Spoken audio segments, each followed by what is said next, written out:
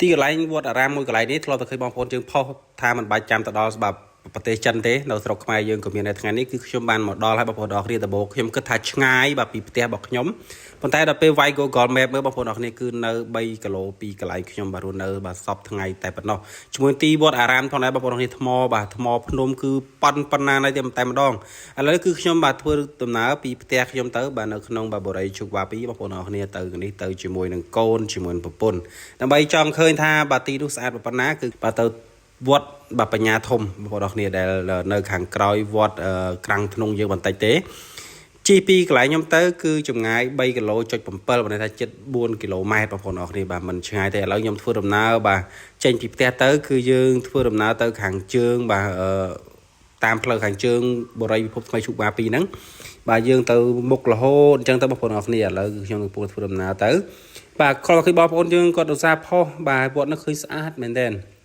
គាត់ឧស្សាហ៍ផុសបាទឲ្យតាក់ទាញមែនទែនហើយខ្ញុំក៏ចូលចិត្តបាទបែបទេសភាពពីឈៀលអញ្ចឹងណាដោយសារតែរំលឹកបាទជីវិតការរស់នៅបាទប្រទេសកូរ៉េបងប្អូនអរគ្នាបាទកាលនៅស្រុកកូរ៉េនោះ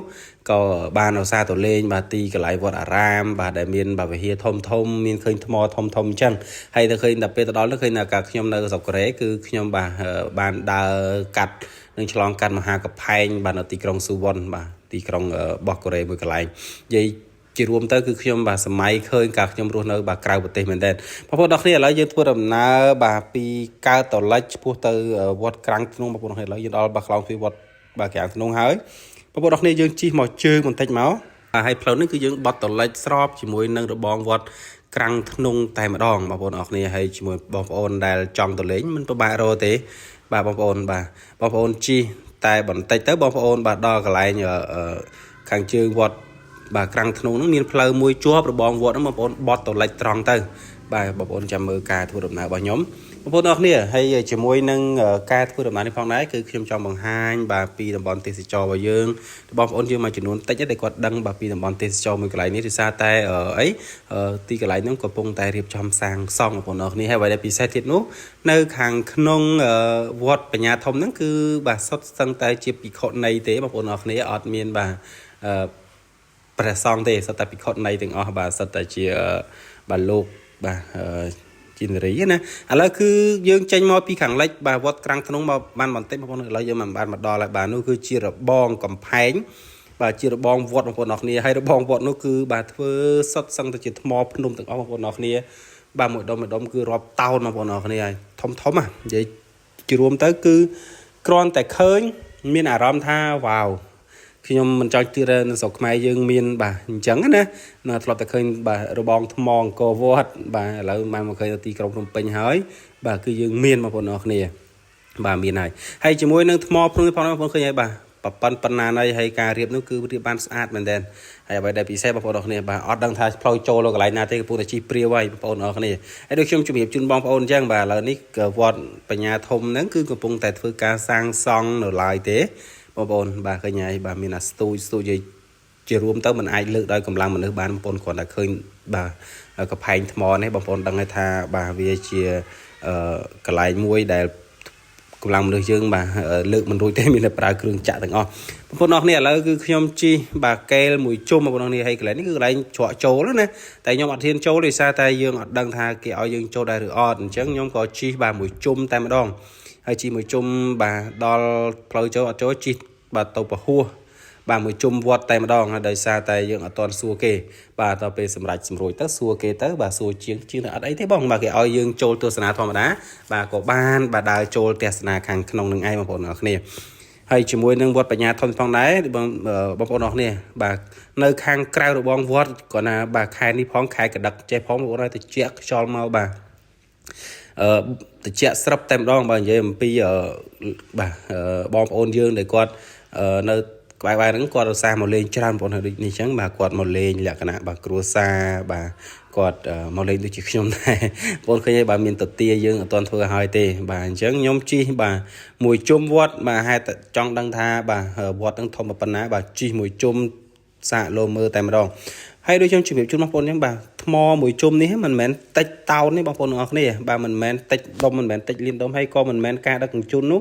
មិនដឹងថាប្រហែលឆ្នាំបានការដឹកជញ្ជូនថ្មនោះបានចំនួនប៉ុណ្ណឹងបងប្អូនទាំងអស់គ្នា ហើយជាមួយនឹងថ្មនេះផងដែរបងប្អូនហើយរៀបបាទត្រង់ភ្លឹងតែម្ដងខ្ញុំសរសើរមែនទែនសរសើរគ្រាន់តែរបងនេះខ្ញុំជឿថាមិនមែនតិចឆ្នាំទេក្នុងការសាងសង់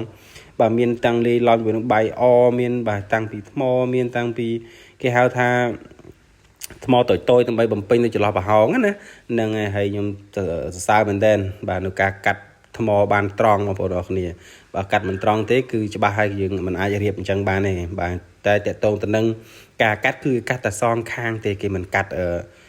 នេះទេបងប្អូនកាត់គេកាត់លើក្រោមណាខាងចំហៀងក្នុងក្រៅគេកាត់គឺទុកឲ្យវាប៉ោងតិចតួចអញ្ចឹងដើម្បីបាទយករៀងយកម៉ូតបាទដើម្បីឃើញទិដ្ឋភាពថាស្អាតអញ្ចឹងបងប្អូនអរគ្នាឥឡូវខ្ញុំដល់ផ្លូវមួយកែងទៀតហើយធំណាបងប្អូនអរគ្នាឃើញខ្ញុំថតអញ្ចឹងតែធំមែនទែនហើយបងប្អូនយើងក៏គាត់បាទរកឡៃផ្លូវចូលអត់ឃើញទេគាត់ក៏សួរខ្ញុំក៏សួរគាត់គាត់ថារកផ្លូវចូលអត់ឃើញដែរបងបាទឥឡូវនេះគឺខ្ញុំបានមកដល់បាទទិសខាងកើតបាទនៃវត្តម្ដងបងប្អូនអរគ្នាបាទជីហ្នឹងជីរកផ្លូវចូលទេប៉ុន្តែចូលហ្នឹងចង់និយាយថាយើងជីដល់ផ្លូវចូលមួយខ្សែប៉ុន្តែអត់ហ៊ានចូលទេដោយសារតែយើងមិនដែលដឹងថាយើងអាចគេអាចចូលទស្សនាបានណាក៏ជីបថយជីនេះជីទៅសួរគេម្ដងទៀតថាតើអាចចូលខាងក្នុងនឹងបានទស្សនាបានដែរអត់ហើយខ្ញុំពីអ្នកប្រពន្ធថាបងមកគេមកឲ្យចូលយើងទៅផ្ទះវិញបាទទៅណាមិនទាន់បានទេដោយសារតែខ្ញុំដាក់ចិត្តថាខ្ញុំមកហើយគឺខ្ញុំត្រូវតែសួរគេសិនហើយចូលបានឲ្យយើងដឹងបាទត្រឹមតែពេលយើងសួរគេនឹងទៅបាទខាងមិនអាចចូលទស្សនាបានទេក៏យើងមិនចូលដែរតែបើសិនថាអត់អីទេគេអាចឲ្យយើងចូលទស្សនាបានអូខេអញ្ចឹងយើងទោះបីយ៉ាងណាក៏មិនចោលជើងបងប្អូនអរគ្នាជាទម្លាប់របស់ខ្ញុំតែខ្ញុំតណាហើយខ្ញុំមិនបានទៅដល់គោលដៅគឺខ្ញុំអត់អស់ចិត្តទេទោះបីថាយ៉ាងម៉េចក៏ដោយត្រូវតែឲ្យដល់គោលដៅរបស់ខ្ញុំដែរព្រោះគោលដៅរបស់ខ្ញុំគឺខ្ញុំត្រូវទៅគឺខ្ញុំត្រូវទៅចូលហើយបាទអញ្ចឹងបើគេមិនឲ្យចូលច្បាស់ថាគេមិនឲ្យចូលអញ្ចឹងដើម្បីកុំឲ្យអស់ដើម្បីនៅកុំឲ្យមានការសង្ស័យយើងត្រូវតែបាទសាកសួរឬគោលឲ្យបានដឹងបងប្អូនគ្នាហើយនេះគឺខ្ញុំដាក់មួយជុំតែម្ដងជូនទស្សនាបងប្អូនទស្សនាឥឡូវខ្ញុំបានមកដល់ហើយបងប្អូនគ្នានៅកន្លែងច្រកចូលបាញ់មិញហ្នឹងបាទសួរទៅក៏ខាងបងមេជាងខាងជាងគាត់ថាអីចូលបានបាទខ្ញុំក៏ឈប់ឡានចូលតែម្ដងបងប្អូនគ្នាគ្រាន់តែចូលមកដល់ខាងក្នុងលន់មាត់ថាវ៉ាវបងប្អូនគ្នាថ្មបងប្អូនគ្នាបាទថ្មខាងក្រោមគឺក្រាលដោយបាទបន្ទះថ្មបងឃើញហើយបាទបង្ហាប់ឡើងស្មើឃើញអស្ចារ្យមែនទែនបាទទីកន្លែងវត្តអារាមមកកន្លែងនេះហើយអ្វីដែលពិសេស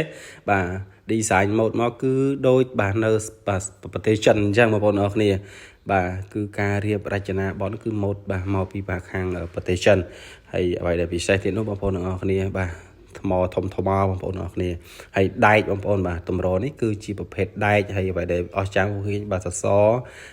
នេះប្រហែលជាដែកខាងក្នុងហើយគេរៀបថ្មបិទពីខាងក្រៅណាហ្នឹងហើយជាមួយនឹងដែកវិញដែកធំបាទដែកតម្រត្រតបូលហើយបាទនិយាយចំទៅគឺឃើញមកចូលមកគឺមានអារម្មណ៍ថាត្រជាក់មែនទេបងប្អូនអរគ្នាបាទដោយសារតែអីវាចំហាយត្រជាក់ចេញមកពីថ្មណាអញ្ចឹងត្រជាក់ស្រាប់តែម្ដងនៅខាងក្នុងឃើញអញ្ចឹងតែអត់ក្តៅទេបងប្អូនអរគ្នាបាទត្រជាក់ដូចយើងដាក់ម៉ាស៊ីនត្រជាក់អញ្ចឹងហើយជាមួយនឹងលំហូរខ្យល់វិញគឺខ្យល់ចេញចូលបាទតាមខ្លោងទ្វារគឺចូលច្រើនបងប្អូនអរគ្នាហើយនៅខាងក្នុងវិញគឺមានភាពធំទូលាយមែនទែនបាទដោយសារតែការរៀបចំមិនទាន់ហើយបាទកំពុងតែសាងសង់នៅឡើយទេអញ្ចឹងឃើញថ្មនៅច្រើនបន្តិចពុកម៉ែបងប្អូនអរគ្នាអូខេបាទថ្មណាបាទដុំថ្មគឺធំបងប្អូនអរគ្នាមិនដឹងថាប្រហែលតោននេះបាទមួយដុំគឺច្រើនហើយចំណែកខាងនោះគឺជាកន្លែងសម្រាប់គេថ្វាយបង្គំបងប្អូនអរគ្នាបាទក្នុងគឺមានរូបពុទ្ធបដិមាបាទមួយអង្គបាទដែលធ្វើប្រភេទគេហៅថាកាត់បាទចិនបន្តិចកាត់ខ្មែរបន្តិចខ្ញុំពិបាកបញ្យល់ប្រាប់បងប្អូនណាបងប្អូនចង់ដឹងបងប្អូនអាចបាទវាយតាម Google Map បានបងប្អូនវាយថាវត្តបញ្ញាធំមក